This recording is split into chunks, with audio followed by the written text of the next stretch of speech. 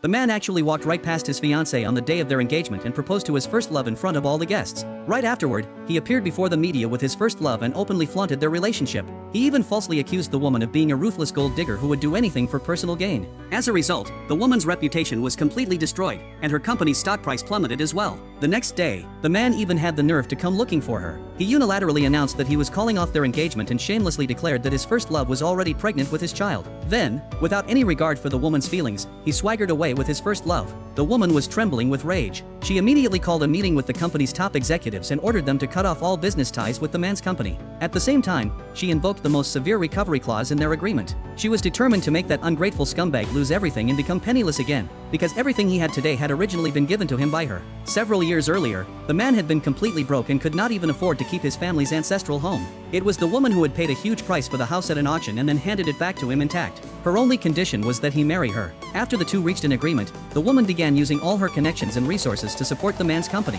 She helped him secure investments, negotiate projects, and entertain clients at business dinners. Even when she drank so much that she suffered stomach bleeding, she never complained once. The two of them had also shared a period of genuine happiness together. But people's hearts eventually change. Once the man believed that his company had finally established itself, he began neglecting the woman and went back to his first love instead. He believed that his first love was gentle and devoted. Unlike the woman, who was better than him at everything and always kept him firmly under her control. On the very day of his engagement to the woman, he even hid in a private lounge and held his first love intimately in his arms. After the woman discovered them, she gave him only two choices. He could either honor their agreement and complete the engagement, or lose everything she had provided and watch his company fall into bankruptcy again. But the man believed that he had already become powerful enough to stand on his own and no longer needed the woman's help. So not only did he publicly propose to his first love, but he also held a press conference the following day. In front of the reporters, he falsely accused the woman of being a control freak. He claimed that she controlled every detail of both his personal life and his work. He then portrayed himself and his first love as a pair of tragic lovers who had been forcibly separated by the woman. He intended to use public opinion to completely destroy her,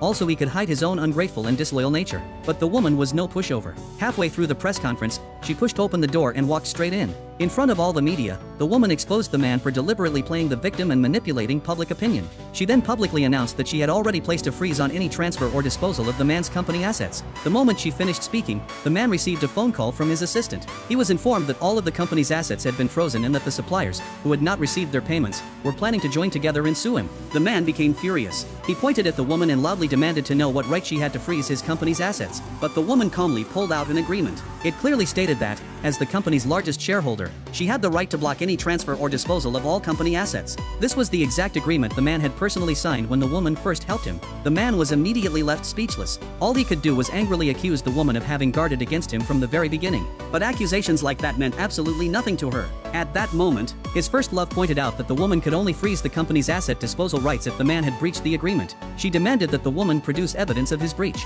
Otherwise, it would prove that the woman was deliberately taking revenge simply because she could not have the man. She even demanded that the woman immediately kneel before them and apologize. Before the woman could respond, the man once again played the helpless victim. He said, "I'm begging you, please let me go. Have some mercy and go control someone else, okay?" His performance successfully deceived many of the reporters at the scene. They began accusing the woman of being despicable and shameless, claiming that she was using such underhanded methods to force and control a good man. But since the woman had dared to come there, how could she possibly have arrived unprepared? She immediately instructed her assistant to show everyone the suspicious financial transactions they had uncovered, along with the company's financial statements from the previous year. The reporters quickly discovered that although the company appeared to be thriving on the surface, it had actually been suffering continuous losses for a long time. The man, who had looked so smug only moments earlier, instantly turned deathly pale.